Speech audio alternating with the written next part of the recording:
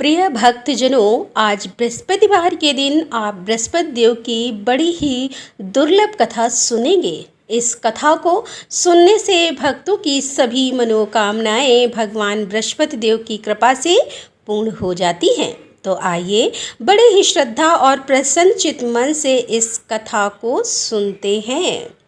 भारतवर्ष में एक प्रतापी और दानी राजा राज्य करता था। वह नित्य गरीबों और ब्राह्मणों की सहायता करता था। यह बात उसकी रानी को अच्छी नहीं लगती थी।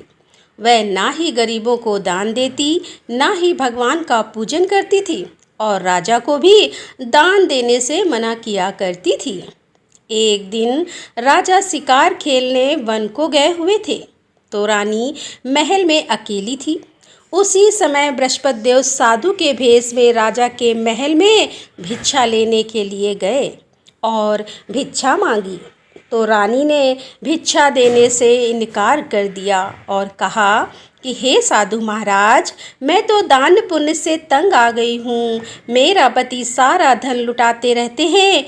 मेरी इच्छा है कि हमारा धन नष्ट हो जाए, फिर ना रहेगा बांस, ना बजेगी बांसुरी।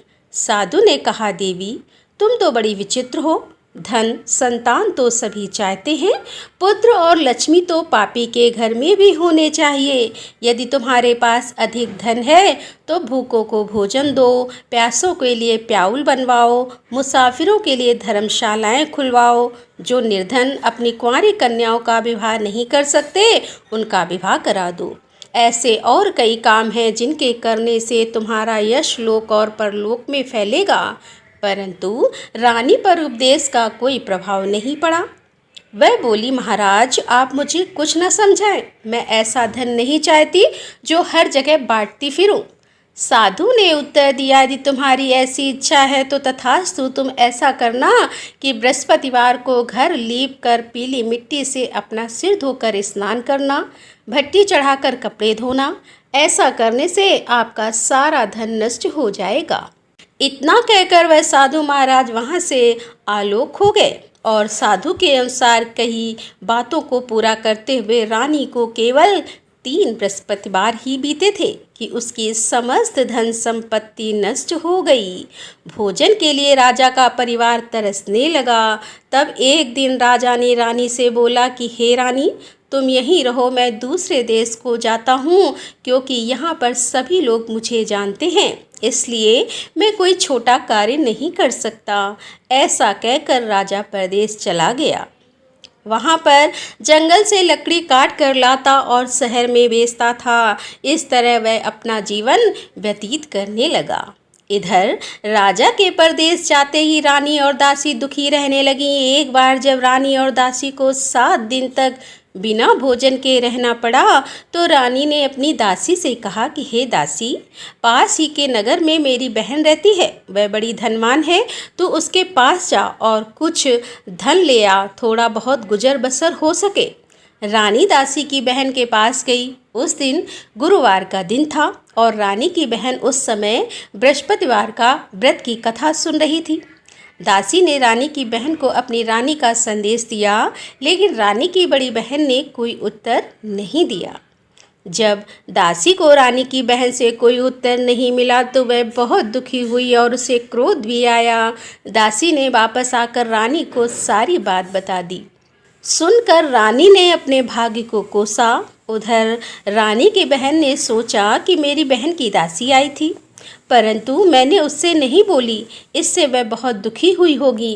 कथा सुनकर और पूजन समाप्त करके वह अपनी बहन के घर आई और कहने लगी कि हे बहन, मैं बृहस्पतिवार का व्रत कर रही थी। तुम्हारी दासी मेरे घर आई थी, परंतु जब तक कथा होती है तब तक ना तो उठते हैं और ना ही बोलते हैं, इसीलिए मैं नहीं बोली। कहो दासी क्यों गई थी? रानी बोली, बहन तुमसे क्या छिपाऊं, हमारे घर में खाने तक को अनाज नहीं था। ऐसा कहते कहते रानी की आंखें भर आईं। उसने दासी समेत पिछले 7 दिनों से भूखे रहने तक की बात अपनी बहन को विस्तार पूर्वक सुना दी। रानी की बहन बोली, देखो बहन, भगवान बृहस्पति सबकी मनोकामनाओं को पूर्ण करते हैं। देखो शायद तुम्हारे घर में अनाज रखा हो। पहले तो रानी को विश्वास नहीं हुआ, पर बहन के आग्रह करने पर उसने अपनी दासी को अंदर भेजा तो उसे सचमुच अनाज से भरा एक घड़ा मिल गया। यह देखकर दासी को बड़ी हैरानी हुई। दासी रानी से कहने लगी कि हे रानी, जब हमको भोजन नहीं मिलता था तो हम व्रत ही तो करते हैं, इसीलिए क्यों ना इनसे व्रत और कथा की विधि पूछ ली जाए ताकि हम भी व्रत कर सके। तब रानी ने अपनी बहन से बृहस्पतिवार व्रत के बारे में पूछा। उसकी बहन ने बताया, बृहस्पतिवार के व्रत में चने की दाल और मुनक्का से विष्णु भगवान का केले की जड़ में पूजन करें तथा दीपक जलाएं, व्रत कथा सुने और पीला भोजन ही करें।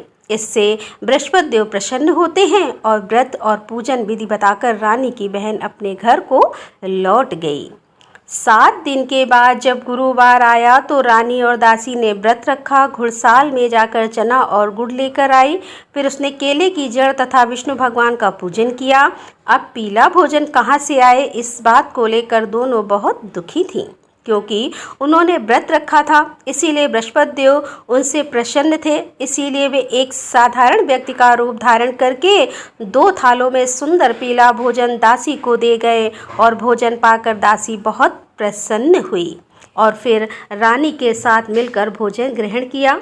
उसके बाद वे सभी गुरुवार को व्रत और पूजन करने लगी। बृहस्पति भगवान की कृपा से उनके पास फिर से धन संपत्ति आ गई, परंतु रानी फिर से पहले की ही तरह आलस करने लगी। तब दासी बोली, देखो रानी, तुम पहले भी इसी प्रकार आलस्य करती थी, तुम्हें धन रखने में कष्ट होता था, इस कारण सभी धन नष्ट हो गया और अब जब भगवान बृहस्पति की कृपा से धन मिला है तो तुम्हें फिर से आलस्य होता है। रानी को समझाते हुए दासी कहती है कि बड़ी मुसीबतों के बाद हमने यह धन पाया है, इसीलिए हमें दान पुण्य करना चाहिए, भूखे मनुष्यों को भोजन कराना चाहिए और धन को शुभ कार्यों में खर्च करना चाहिए, जिससे तुम्हारे कुल का यश बढ़ेगा, स्वर्ग की प्राप्ति होगी और पितृ प्रसन्न होंगे। दासी की बात मानकर रानी अपना धन शुभ कार्यों में खर्च करने लगी, जिससे पूरे नगर में उसका यश फैलने लगा।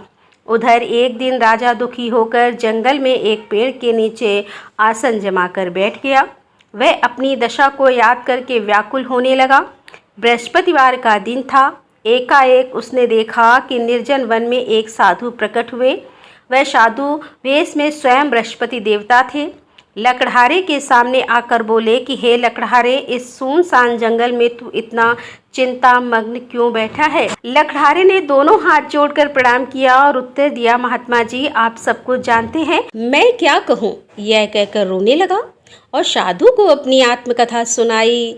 महात्मा जी ने कहा, तुम्हारी स्त्री ने बृहस्पतिवार के दिन बृहस्पति भगवान का निरादर किया है, जिसके कारण रुष्ट होकर उन्होंने तुम्हारी यह दशा कर दी। अब तुम चिंता को दूर करके मेरे कहने पर चलो, तुम्हारे सब कष्ट दूर हो जाएंगे और भगवान पहले से भी अधिक संपत्ति देंगे। तुम बृहस्पति के दिन कथा किया करो, 2 पैसे के चने मुनक्का लाकर उसका प्रसाद बनाओ और शुद्ध जल से लोटे में शक्कर मिलाकर अमृत तैयार करो और कथा के पश्चात अपने सारे परिवार और सुनने वाले प्रेमियों में अमृत व प्रसाद को बांटकर खुद भी ग्रहण करो। ऐसा करने से भगवान तुम्हारी सब मनोकामनाएं पूरी करेंगे। साधु के ऐसे वचन सुनकर लकड़हारा बोला, हे प्रभु, मुझे लकड़ी बेचकर इतना पैसा नहीं मिलता जिससे भोजन के उपरांत कुछ बचा सकूं। मैंने रात्रि में अपनी स्त्री को व्याकुल देखा। मेरे पास कुछ भी नहीं है जिससे मैं उसकी खबर मंगा सकूं और फिर मैं बृहस्पति देव की क्या कहानी सुनूं। मुझको तो कुछ भी मालूम नहीं। साधु ने कहा कि हे लकड़हारे, तुम किसी बात की चिंता मत करो। बृहस्पतिवार के दिन तुम रोजाना की तरह लकड़ियां लेकर शहर को जाओ। तुमको रोज से दुगना धन प्राप्त होगा, जिससे तुम भली भांति भोजन कर लोगे और बृहस्पति देव की पूजा का सामान भी आ जाएगा। बृहस्पति देव की कथा इस प्रकार है, सुनो। प्राचीन काल में एक ब्राह्मण रहता था। वह बहुत निर्धन था। उसकी कोई संतान नहीं थी। उसकी स्त्री बहुत मलिनता के साथ रहती थी। वह स्नान नहीं करती, किसी देवता का पूजन नहीं करती। इससे ब्राह्मण देवता बड़े दुखी थे। बेचारे बहुत कुछ कहते, किंतु उसका कुछ परिणाम नहीं निकला। भगवान की कृपा से ब्राह्मण की स्त्री के कन्या रूपी रत्न पैदा हुई। कन्या बड़ी होने पर प्रातः स्नान करके विष्णु भगवान का जाप और बृहस्पतिवार का व्रत करने लगी। अपने पूजन पाठ को समाप्त करके विद्यालय जाती तो अपनी मुट्ठी में जौ भर के ले जाती और पाठशाला के मार्ग में डालती जाती। तब ये जौ स्वर्ण के हो जाते तो लौटते समय उनको बीन कर घर ले आती। एक दिन वह बालिका सूप में उस सोने के जौ को फटक कर साफ कर रही थी कि उसके पिता ने देख लिया और कहा कि हे बेटी, सोने की जौ के लिए सोने का सूप होना चाहिए। दूसरे दिन बृहस्पतिवार था। इस कन्या ने व्रत रखा और बृहस्पति देव से प्रार्थना करके कहा कि मैंने आपकी पूजा सच्चे मन से की है तो मेरे लिए सोने का सूप दे दो। बृहस्पति देव ने उसकी प्रार्थना स्वीकार कर ली और रोजाना की तरह वह कन्या जौ फैलाती हुई जाने लगी। जब लौट कर जौ बीन रही तो बृहस्पति देव की कृपा से सोने का सूप मिला। उसे वह घर ले आई और उसमें जौ साफ करने लगी, परंतु उसकी माँ का वही ढंग रहा। एक दिन की बात है कि वह कन्या सोने के सूप में जौ साफ कर रही थी। उसी समय उस शहर का राजपुत्र वहां से होकर निकला। इस कन्या के रूप और कार्य को देखकर मोहित हो गया और अपने घर आकर भोजन और जल त्याग कर उदास होकर लेट गया। राजा को इस बात का पता लगा तो अपने प्रधानमंत्री के साथ उसके पास गए और बोले कि हे बेटा, तुम्हें किस बात का कष्ट है? किसी ने तुम्हारा अपमान किया है अथवा और कोई कारण है? हो सके तो मैं वही कार्य करूँगा जिससे तुम्हें प्रसन्नता हो। अपने पिता की राजकुमार ने बातें सुनी तो वह बोला, मुझे आपकी कृपा से किसी बात का कोई दुख नहीं है, किसी ने मेरा अपमान भी नहीं किया है, परंतु मैं उस लड़की से विवाह करना चाहता हूँ जो सोने के सूप में सोने के जौ साफ कर रही थी। यह सुनकर राजा आश्चर्य में पड़ गया और बोला, बेटा, इस तरह की कन्या का पता तुम लगाओ, मैं उसके साथ तेरा विवाह अवश्य करवा दूंगा। राजकुमार ने उस लड़की के घर का पता बताया। तब मंत्री उस लड़की के घर गए और ब्राह्मण देवता को सभी हाल बताया। ब्राह्मण देवता राजकुमार के साथ अपनी कन्या का विवाह करने के लिए तैयार हो गए तथा विधि विधान के अनुसार ब्राह्मण की कन्या का विवाह राजकुमार के साथ हो गया। कन्या के घर से जाते ही पहले की भांति उस ब्राह्मण देवता के घर में गरीबी का निवास हो गया। अब भोजन के लिए भी अन्न बड़ी मुश्किल से मिलता था। एक दिन दुखी होकर ब्राह्मण देवता अपनी पुत्री के पास गए। बेटी ने पिता की दुखी अवस्था को देखा और अपनी माँ का हाल पूछा। तब ब्राह्मण ने भी सभी हाल कहा। कन्या ने बहुत सारा धन देकर अपने पिता को विदा कर दिया। इस तरह ब्राह्मण का कुछ समय सुखपूर्वक व्यतीत हुआ। कुछ दिन के बाद फिर वही हाल हो गया। ब्राह्मण फिर अपनी कन्या के यहाँ गया और सारा हाल कहा तो लड़की बोली कि हे पिताजी, आप माताजी को यहाँ ले आओ, मैं उन्हें विधि बता दूंगी जिससे उनकी गरीबी दूर हो जाए। वह ब्राह्मण देवता अपनी स्त्री को साथ लेकर पहुँचे तो अपनी माँ को समझाने लगी कि हे माँ, तुम प्रातःकाल प्रथम स्नान आदि करके विष्णु भगवान का पूजन करो तो सब दरिद्रता दूर हो जाएगी। परंतु उसकी माँ ने एक भी बात नहीं मानी और प्रातःकाल उठकर अपनी पुत्री के बच्चों की जूठन को खा लिया। इससे उसकी पुत्री को भी बहुत गुस्सा आया। उसने एक रात को एक कोठरी में सारा सामान निकाल दिया और अपनी माँ को उसमें बंद कर दिया। प्रातः उसे निकाला तो स्नान आदि करा के पूजा पाठ करवाया तो उसकी माँ की बुद्धि ठीक हो गई। इसके बाद वह नियम से पूजा पाठ करती और प्रत्येक बृहस्पतिवार को व्रत रखने लगी। इस व्रत के प्रभाव से उसकी माता और पिता बहुत ही धनवान और पुत्रवान हो गए और बृहस्पति देवता के प्रभाव से इस लोक के सुख को भोग कर अंत में स्वर्ग को प्राप्त हुए। इस तरह कहानी कहकर साधु देवता वहां से अंतर्ध्यान हो गए। धीरे धीरे समय व्यतीत होने पर फिर वही बृहस्पतिवार का दिन आया। लकड़हारा जंगल से लकड़ी काटकर किसी शहर में बेचने गया। उसे उस दिन और से अधिक धन मिला। राजा ने चना गुड़ आदि लाकर गुरुवार का व्रत किया। उस दिन से उसके सभी कलेश दूर हो गए। परंतु जब दोबारा गुरुवार का दिन आया तो बृहस्पतिवार का व्रत करना भूल गया। इस कारण बृहस्पति भगवान नाराज हो गए और उस दिन उस नगर के राजा ने विशाल यज्ञ का आयोजन किया था तथा शहर में यह घोषणा करा दी कि कोई भी मनुष्य अपने घर में भोजन ना बनाए, ना आग जलाए, समस्त जनता मेरे यहाँ भोजन करने आए। इस आज्ञा को जो ना मानेगा उसे फांसी की सजा दी जाएगी। इस तरह की घोषणा संपूर्ण नगर में करवा दी गई। राजा की आज्ञा के अनुसार शहर के सभी लोग भोजन करने गए, लेकिन लकड़हारा कुछ देर से पहुंचा, इसीलिए राजा उसको अपने साथ घर ले गए और ले जाकर भोजन करा रहे थे तो रानी की दृष्टि उस खूंटी पर पड़ी जिस पर उसका हार लटका हुआ था। वह वहां पर दिखाई नहीं दिया। रानी ने निश्चय किया कि मेरा हार इस मनुष्य ने चुरा लिया है। उसी समय सिपाहियों को बुलाकर उसको कारागार में डलवा दिया।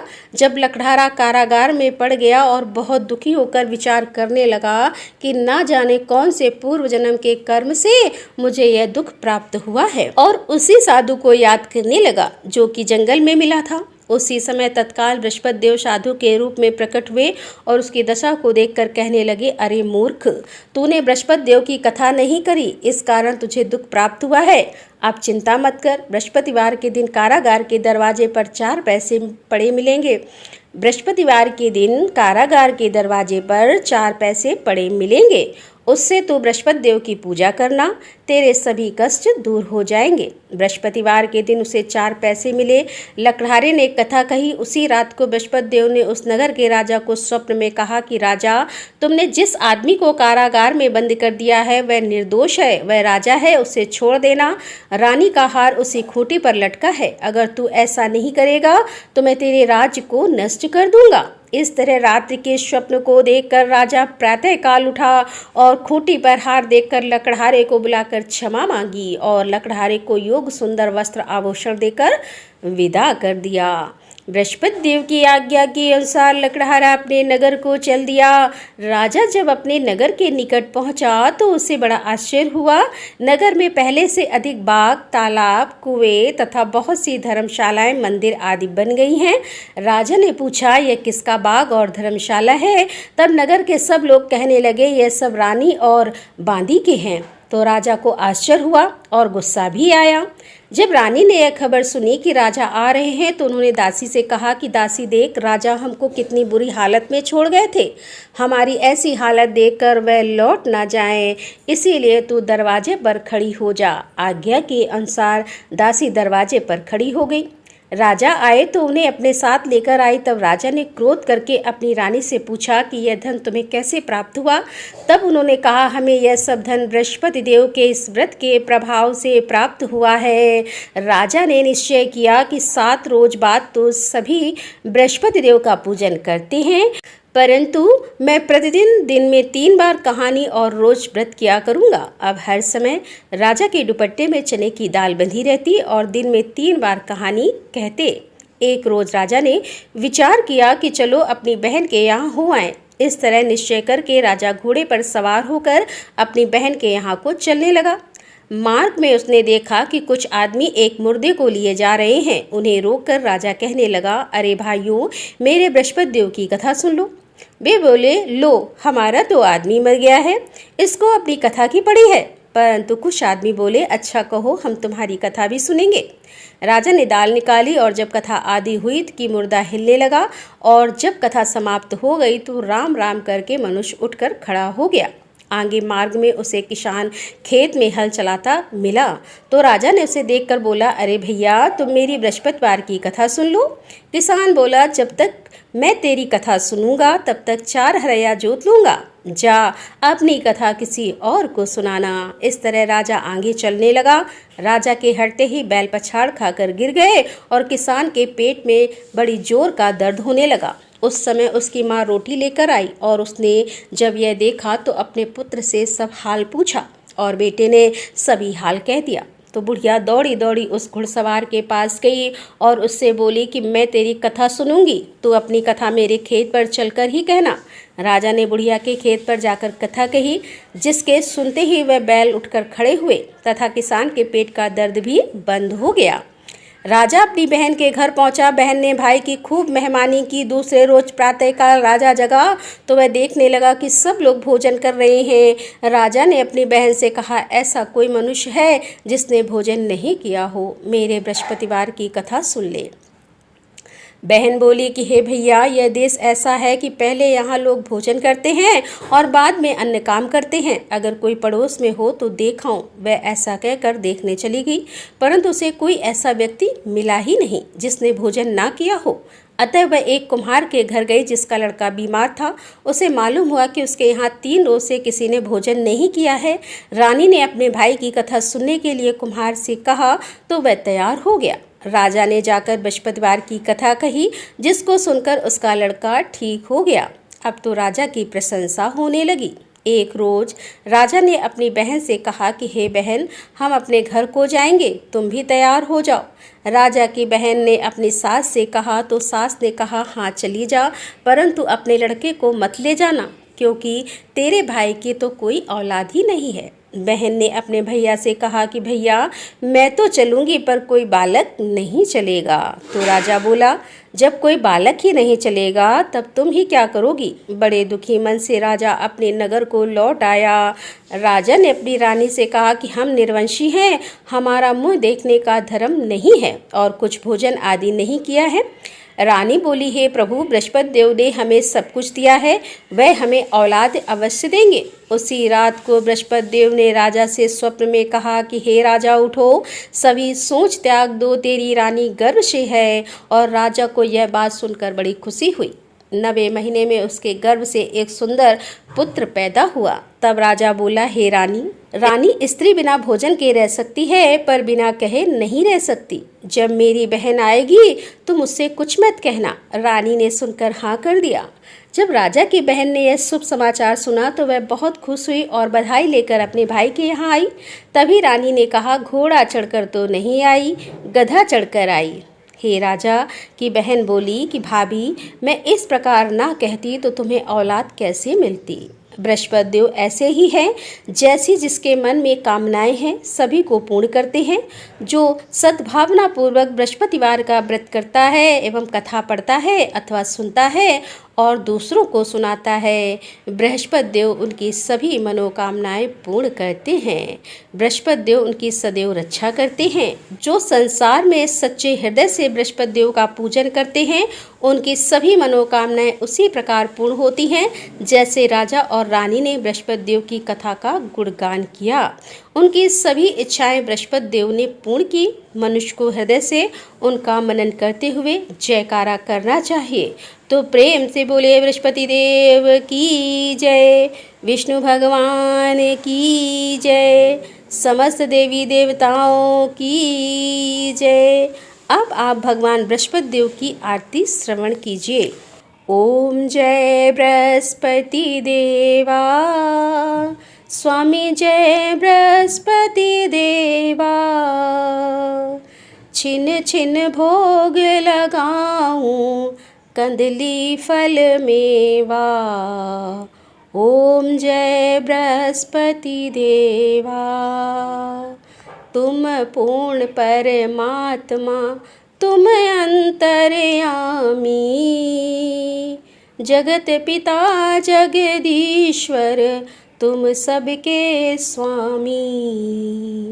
ओम जय बृहस्पति देवा। चरणामृत निज निर्मल, सब पातक हरता, सकल मनोरथ दायक, कृपा करो भरता। ओम जय बृहस्पति देवा। तन मन धन अर्पण कर, जो जन शरण पड़े, प्रभु प्रकट तब हो करे, आकर द्वार खड़े। ओम जय बृहस्पति देवा। दीन दयाल दयानिधि, भक्तन हितकारी, पाप दोष सब हरता, पाप दोष सब हरता, भवबंधन हारी। ओम जय बृहस्पति देवा। सकल मनोरथ दायक सब संचय तारो, विषय विकार मिटाओ संतन सुखकारी। ओम जय बृहस्पति देवा। जो कोई आरती तेरी प्रेम सहित गावे, चेष्ट निष्ठानंद बंद सो निश्चय ही पावे। ओम जय बृहस्पति देवा। ओम जय बृहस्पति देवा। स्वामी जय बृहस्पति देवा। प्रेम से बोलिए भगवान बृहस्पति देव की जय। बोलिए भगवान श्री लक्ष्मी नारायण की जय। आपको आज की कथा पसंद आए, आरती पसंद आए तो वीडियो को लाइक कीजिएगा, शेयर कीजिएगा और कमेंट में भगवान बृहस्पति देव जी की जय लिखिएगा और चैनल को भी सब्सक्राइब कीजिएगा। तो प्रेम से बोलिए बृहस्पति देव की जय।